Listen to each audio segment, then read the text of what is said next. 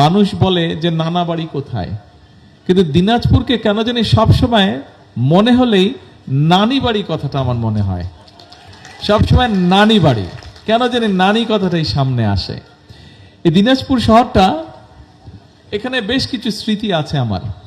বালুবাড়ির স্মৃতি আছে, বালুবাড়িতে নানি বাড়ি, সেখানকার বেশ কিছু স্মৃতি আছে।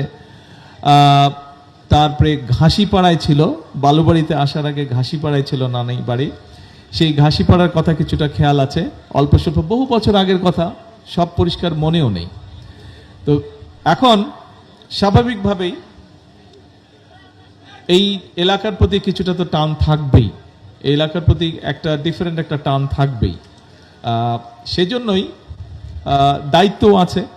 এখন যখন আল্লাহর রহমতে একটা দায়িত্বে আছি আমি, স্বাভাবিকভাবে সেই দায়িত্বের অবস্থান থেকেও এখানে যারা বক্তব্য রেখেছেন, ডিসি সাহেব থেকে শুরু করে চেম্বারের সভাপতিকে শুরু করে অন্য আরও যারা বক্তব্য রেখেছেন, সকলেই এলাকার বিভিন্ন বিষয় নিয়ে কিছু কিছু বিষয় উল্লেখ করেছেন, এলাকার বিভিন্ন সমস্যা নিয়ে।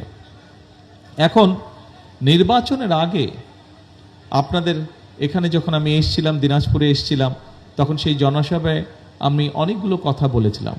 নিশ্চয়ই আপনারা খেয়াল করেছেন যে নির্বাচনের পরে আলহামদুলিল্লাহ আল্লাহর রহমতে আমরা যখন সরকার গঠন করতে সক্ষম হয়েছি, তারপরে 1 মাসের মতন, এখনো বোধহয় 2 দিন বাকি আছে 1 মাস হতে, 1 মাসের মতন সময়ের মধ্যে আমরা চেষ্টা করেছি যে বাংলাদেশের মানুষের কাছে আমরা যে ওয়াদাগুলো করেছিলাম, সেই ওয়াদাগুলোর কতগুলো ওয়াদা আমরা ইতিমধ্যে কাজ শুরু করেছি।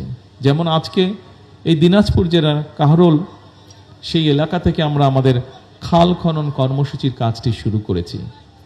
এখানে ডিসি সাহেব ওনার বক্তব্যে একটি কথা বলেছেন, যেহেতু দিনাজপুর অঞ্চলটি, এই এলাকাটি সমুদ্রপৃষ্ঠ থেকে উপর দিকে, সেই জন্য এখানে পানির সমস্যা হয়। তবে নিশ্চয়ই বাই নাও আপনারা জানেন, অনেকেরই ধারণা আছে যে এই পানির সমস্যাটা শুধুমাত্র দিনাজপুর এলাকায় নয়, সামগ্রিকভাবে সমগ্র বাংলাদেশেই কম বেশি পানির সমস্যাটা কিছুটা দেখা দিয়েছে। তার কারণ হচ্ছে অনেকগুলো বছর ধরে আমাদের নদী নালা খালগুলো বন্ধ হয়ে গিয়েছে বা ভরাট হয়ে গিয়েছে, এবং ভরাট হয়ে যাবার কারণে এখানে শুষ্ক মৌসুমে পানি থাকছে না, বর্ষা মৌসুমে পানি আসলেও যে পরিমাণ পানি থাকার কথা সে পরিমাণ পানি থাকছে না, এবং একই সাথে বর্ষা মৌসুমে বা হঠাৎ করে উজান থেকে যখন পানি আসছে, তখন খালগুলো এবং নদীগুলো ভরাট হয়ে যাওয়ার কারণে পানিগুলো দুপাশে মানুষের ঘর বাড়ি, ফসল ফলাদি, গবাদি পশু এগুলোকে নষ্ট। আমরা খাল খনন কর্মসূচিটি হাতে নিয়েছি।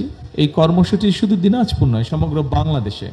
আমরা বলেছি বাংলাদেশের মানুষকে নির্বাচনের আগে আমাদের পরিকল্পনা রয়েছে যে আগামী 5 বছরে আমরা প্রায় 20,000 কিলোমিটার খাল খনন করব।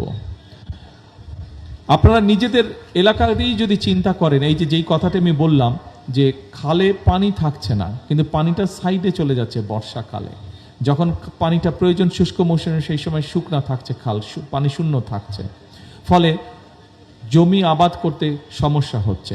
একই সাথে খালে বা নদীতে পানি জমে যাওয়ার কারণে মানুষকে ভূগর্ভস্থ পানির উপরে ডিপেন্ড করতে হচ্ছে, এবং এর ফলে যেটা হচ্ছে ভূগর্ভস্থ পানি নিচে থেকে টানতে টানতে সেখানেও আস্তে আস্তে পানি কমে যাচ্ছে।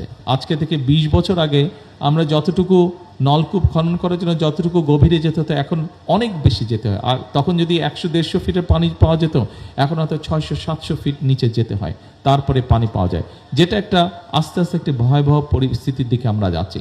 সেজন্যই আমরা চাইছি যে খালগুলো যদি আমরা খনন করি, সেখানে যদি ভরা মৌসুমে এবং শুষ্ক মৌসুমে আমরা পানি ধরে রাখতে পারি, তাহলে মানুষ যেমন ব্যবহার করতে পারবে, কৃষিকার্যের জন্য ব্যবহার হবে, এবং আস্তে আস্তে ভূগর্ভস্থ পানিতে রিচার্জ হওয়ার, যেটি শূন্য হয়ে গেছে সেটি রিচার্জ হবে। আরেকটি বড় সমস্যা আছে আর্সেনিক প্রবলেম। ভূগর্ভস্থ পানি আমরা যত টানতে থাকবো, একই সাথে আর্সেনিকের সমস্যা তত বাড়তে থাকবে। আমরা যদি খাল খননের মাধ্যমে, নদীগুলো খনন করার মাধ্যমে আমরা এই পানিগুলোকে ধরে রাখতে পারি, তাহলে পানিগুলো আস্তে আস্তে ভূগর্ভস্থ পানি রিচার্জ হতে থাকবে।